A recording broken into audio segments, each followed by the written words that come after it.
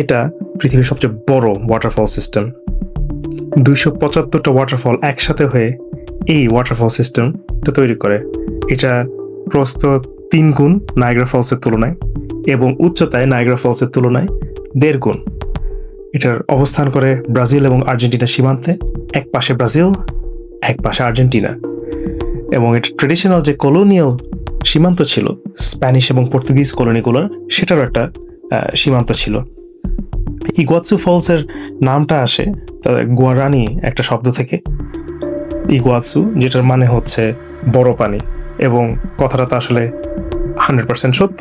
এটা বড় একটা পানি, এটা দুপাশ থেকেই দেখা যায় এবং দুপাশেই একটা খুব সুন্দর ব্যাপার যেটা তারা খুব সুন্দর রেখেছে, যেটা নায়াগ্রা ফলস থেকে একটু আলাদা করে নেয়।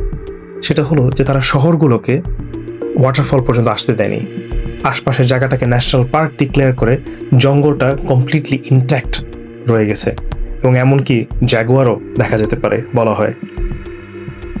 ইগুয়াসু ফলসের ব্রাজিলিয়ান সাইড থেকে যখন দেখা হয় তখন এটা অনেক কিছু একেবারেই মেইন ফল পর্যন্ত না যাওয়া গেলেও এখানে অনেক কিছুই দেখা যায়।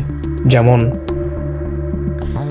ব্রাজিল সাইড থেকে হেলিকপ্টারে করে আকাশ থেকে দেখা যায়, এবং আকাশ যেহেতু এটা একটা সীমান্তবর্তী এলাকা, সিকিউরিটির কারণে ড্রোন ওড়ানো নিষিদ্ধ, তার কারণে হেলিকপ্টার ভিউটা is actually the best view. পানি দিয়ে যাওয়া যায় এবং একেবারে ওয়াটারফলের নিচে পানি দিয়ে ভিজে আসা যায়, উইচ ইজ ইটসেলফ একটা মজার এক্সপিরিয়েন্স।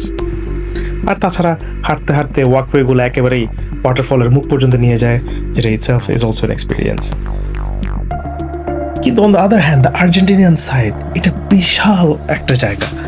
আর্জেন্টাইন ফলসেও পানিতে করে গিয়ে দেখা যায়, একেবারে ভিজে ফেলা যায়, এবং আর্জেন্টাইন সাইডে অনেক বেশি ওয়াটারফল আছে, যার কারণে আর্জেন্টাইন এক্সপিরিয়েন্সটা আরেকটু সময় নিয়ে দেখা লাগে।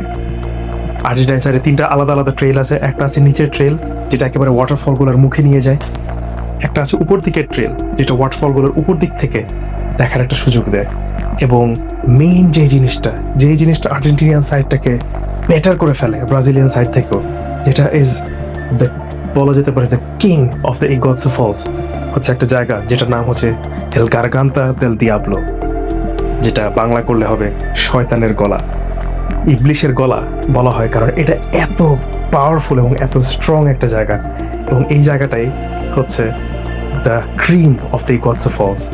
বলা হয় যে American first lady Eleanor Roosevelt যখন প্রথম ইগুয়াসু দেখেছিল, সে বিস্মিত হয়ে বলেছিল, ও পুয়ার নায়াগ্রা, কারণ নায়াগ্রা ফলস আসলে ইগুয়াসু তুলনায় তেমন কিছুই না।